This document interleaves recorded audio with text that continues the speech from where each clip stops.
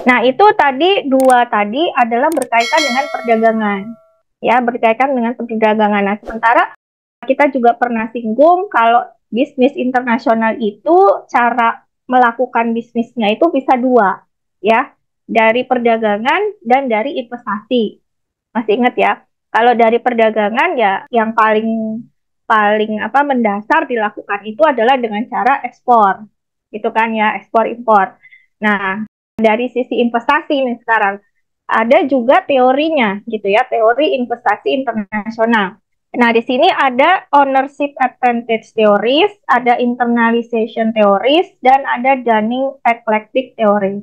Ya, untuk ownership advantage theories ini, di sini ditekankan bahwa perusahaan pemilik aset, ya, jadi perusahaan yang dia sebagai yang punya aset itu yang punya keunggulan kompetitif domestik, ya, dan itu bisa menggunakan keunggulannya tersebut untuk menembus pasar luar negerinya melalui penanaman modal asing. Jadi kalau ada perusahaan gitu ya, dia punya keunggulan kompetitif secara di domestiknya, jadi dia unggul atau boleh dikatakan perusahaan yang sangat besar gitu ya, maju gitu di dalam negerinya gitu ya, dan dia punya aset yang besar gitu, punya aset yang banyak.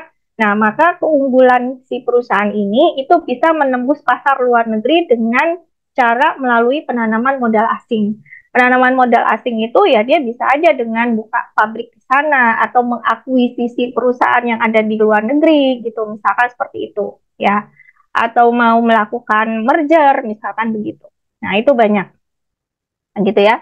Nah, ini menurut ownership advantage theory. Nah, ada lagi yang internalization theory. Teori ini menerangkan bahwa perusahaan itu dia bisa meluaskan usahanya dengan cara memperhitungkan transaction cost-nya. Jadi dilihat dari sisi biaya transaksi. Kalau biaya transaksinya lebih besar di dalam negeri, maka produksi di luar negeri itu akan lebih menguntungkan. Gitu ya. Ini menurut internalization theory. Sekarang kalau yang Dunning eclectic theories ini, nah perusahaan-perusahaan yang akan berinvestasi di luar negeri itu dia harus punya beberapa keunggulan ya. Di antaranya yaitu kepemilikan, artinya dia punya modal yang sangat besar, tadi asetnya yang besar gitu ya, dan dia punya internalisasi dan lokasi yang khas gitu, jadi lokasinya yang unik gitu ya, artinya nggak sembarang negara dia masuk gitu ya, tetapi dia melihat bagaimana lokasi dan proses internalisasi ketika si perusahaan ini masuk ke dalam satu negara. Internalisasi itu artinya bagaimana dia bisa melebur gitu ya, melebur ke dalam negara di mana dia mau masuk, seperti itu ya. Lalu yang berikutnya ada di dalam teori investasi internasional juga ada teori keunggulan monopolistik ya, dan ketidaksempurnaan pasar produk dan faktor produksi serta investasi silang ya. Kalau yang keunggulan monopolistik berarti di sini investasi langsung luar negeri itu dilakukan oleh perusahaan di dalam industri oligopolistik, industri yang banyak gitu pemainnya di situ, oligopoli ya. Dan mereka itu punya keunggulan secara teknis ya, dan keunggulan lain dibanding perusahaan-perusahaan pribuminya ya. Artinya perusahaan lokal yang ada di negara itu gitu ya. Nah, kemudian kalau yang teori ketidaksempurnaan pasar produk dan faktor produksi ini lebih menekankan kepada keunggulan pengetahuan yang dimiliki oleh perusahaan untuk bisa perusahaan itu melakukan investasi memproduksi suatu produk yang disukai oleh konsumen sama dengan buatan lokalnya. Jadi di sini perusahaan bisa mengendalikan harga jualnya dan bisa lebih unggul dari perusahaan pribumi karena dia bisa lebih punya apa namanya, punya teknologinya atau dia punya pengetahuan. Contoh Cina ya, produk-produk Cina itu kan sangat bisa menduplikasi barang-barang asli buatan lokal, dia bisa miripin gitu.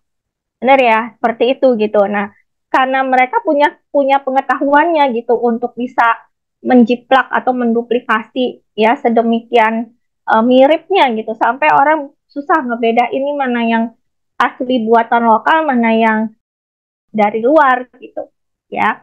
Nah, itu ada di dalam teori ketidaksempurnaan pasar produk dan faktor produksi ya.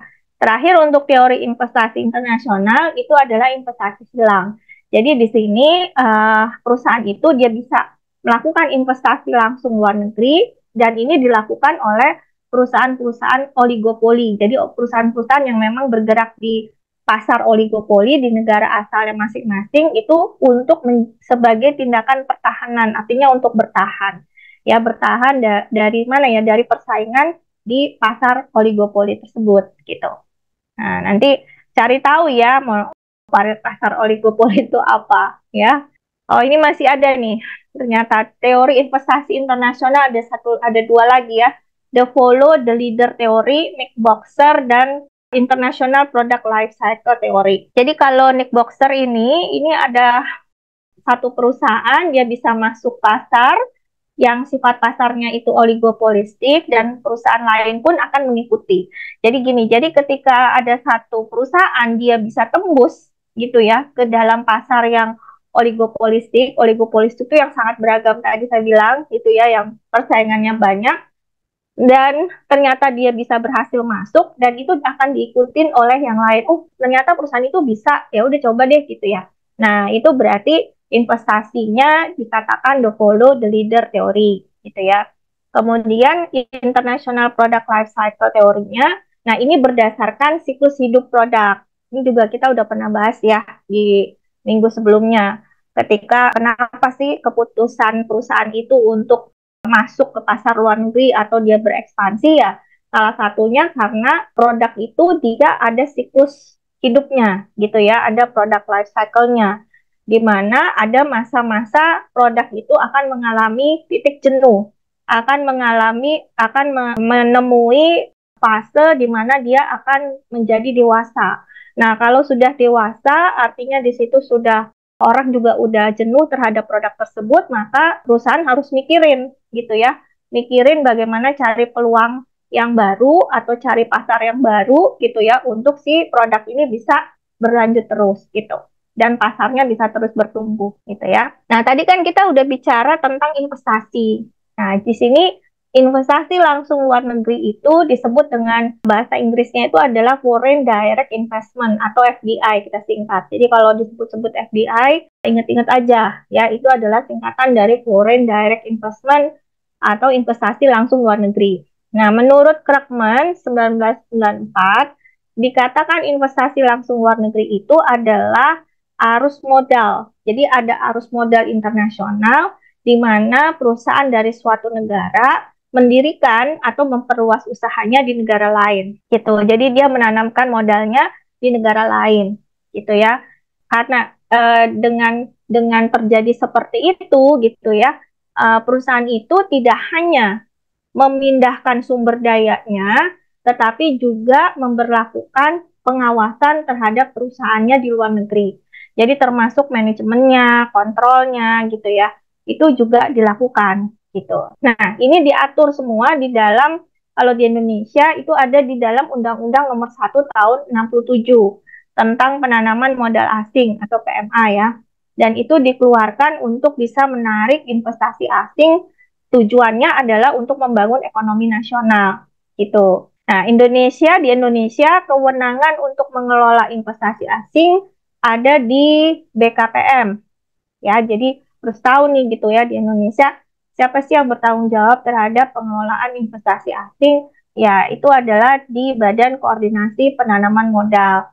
Ya, si BKPM ini yang dia akan memberikan persetujuan gitu atau izin ya terhadap investasi langsung luar negeri. Jadi misalkan ada perusahaan dari mana, dari Amerika gitu ya, terus dia mau melakukan penanaman modalnya dia di Indonesia, dia harus minta izin dulu ke BKPM seperti itu ya. Oke. Nah, ini tujuannya. Jadi tujuan perusahaan asing itu melakukan FDI, nanti bisa dibaca ya. Jadi ini cuma ini aja ya. Kita udah pernah bahas juga sebelumnya.